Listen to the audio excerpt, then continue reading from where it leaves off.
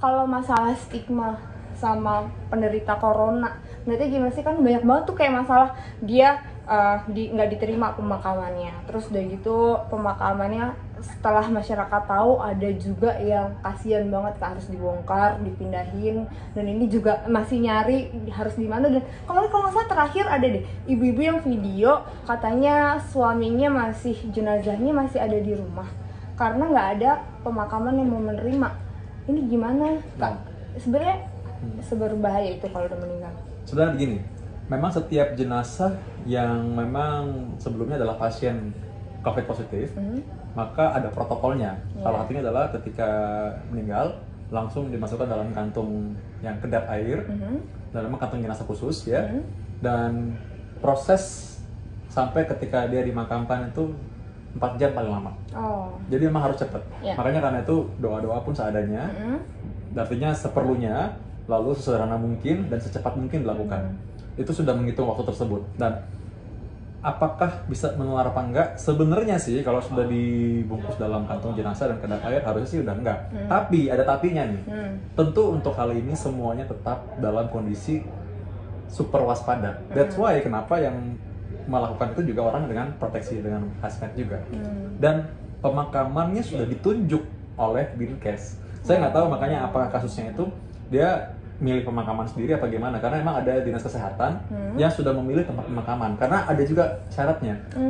Contoh misalnya dia harus 500 meter dari pemukiman terdekat, 50 meter dari sumber air minum. Ketika dimakamkan itu 1,5 meter ke bawah tanah, lalu ditimbun tanah sebetulnya 1 meter, dan hal-hal semacam itulah. Jadi artinya ada dinas kesehatan yang ikut mengurus dan menentukan tempatnya di mana. Ketika mau kremasi pun memang tidak bisa di mana suka-suka kita. Ada tempat yang memang khusus, memang udah ditunjuk dan memang dia bersedia menerima. Jadi mungkin bukan ditolak, tapi memang kita harus koordinasi dengan dinas kesehatan untuk hal-hal itu. Ya, jadi memang jangan terlalu lama sih, 4 jam kan syaratnya. 4 jam, pokoknya 4 jam itu harus lama. dimakamkan. Terus itu nggak ada yang dimandiin segala macam gitu-gitu ya? Berarti memang benar-benar langsung dibungkus, langsung dimakamin. Kalaupun memang dimandikan itu dengan proteksi penuh. Dengan proteksi penuh. Ini kenapa penting banget kita buat menjaga ya? Karena cairan tubuhnya, walaupun memang virus ini dikatakan dia memang mati ketika inangnya itu meninggal, ketika manusia meninggal maka virusnya harusnya ikut meninggal juga. Tapi dia ada waktu bertahan.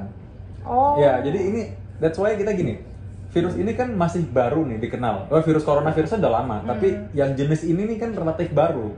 Jadi kita masih juga mengamati dan memperhatikan bagaimana sih cara dia menular bekerja. Nah karena itulah semuanya serba waspada. Walaupun kita bilang ini enggak, tapi tetap aja kita harus lihat dengan kehati-hatian. Artinya kenapa ketika baru saja meninggal, kalau kita pikirkan ya, mungkin secara medis, berarti orang ini nih ketika dalam badan sangat infeksius nih, kan sakit berat sekali berarti kan, sangat infeksius berarti sangat menular dong mestinya. Cairan dalam tubuhnya bisa terpercik kemana-mana kan ketika dimandiin kan. Nah itu dia kenapa kita dalam kondisi hazmat atau pakaian pelindung penuh. Ya itu sih kenapa, dasarnya adalah kehati-hatian dan kewaspadaan. Jadi sebenarnya juga semuanya dikasih perilaku yang ada SOP-nya, karena salah satunya kita belum benar-benar tahu ya virus ini tuh seperti apa sifatnya, maksudnya secara clearly gitu kan, karena antivirusnya kan juga kita sempat belum sampai nemu kan sampai saat ini ya, belum sampai ada ya yang dikatakan konfirmasi bisa ya benar. Pokoknya intinya masih ditelusurin ya. Tapi bukan berarti kita harus ngucilin keluarga mereka atau orang-orang yang terinfeksi Kak. Terus sampai ada suster loh Kak yang diusir dari apartemennya. Dari tempat tinggalnya, bahkan nggak boleh masuk di lingkungan tugasnya dia ya. Kalau selama suster tersebut, tentu dia masih pakai perlengkapan proteksi, tentu nggak apa-apa sebenarnya kan. Ya, jadi bahkan orang yang sakit pun kalau misalnya kita ngejalanin SOP kan jaga jarak, terus udah gitu apalagi sih abis jaga jarak cuci tangan ya kita jaga bersih, harusnya nggak apa-apa kan. Ya kalau dia cuma lewat masuk dalam rumah dia ya udah nggak apa-apa kan. Iya, maksudnya kan ya bukan beredar di udara sebenarnya. Jadi virus ini kan tidak layang-layang di udara, bukan ketika dia lewat ada anginnya lalu tertular virus, kan enggak juga. Ya, jadi nggak seperti itu sih. Ya makanya jangan ngucilin ya orang yang kayak gitu, sakit kasihan, terus juga kalau yang udah terinfeksi terus jadi takut buat ngaku, itu bahaya. Jangan sampai kayak gitu, pokoknya harus aware buat diri sendiri, buat keluarga, juga buat Indonesia. Makasih Kak Vito. Ya, thank you. Singkatnya Dan kali juga ini sehat-sehat kita ya. panjangnya. Iya, panjang. Tapi biar bisa langsung di-upload. Iya, benar. Ya.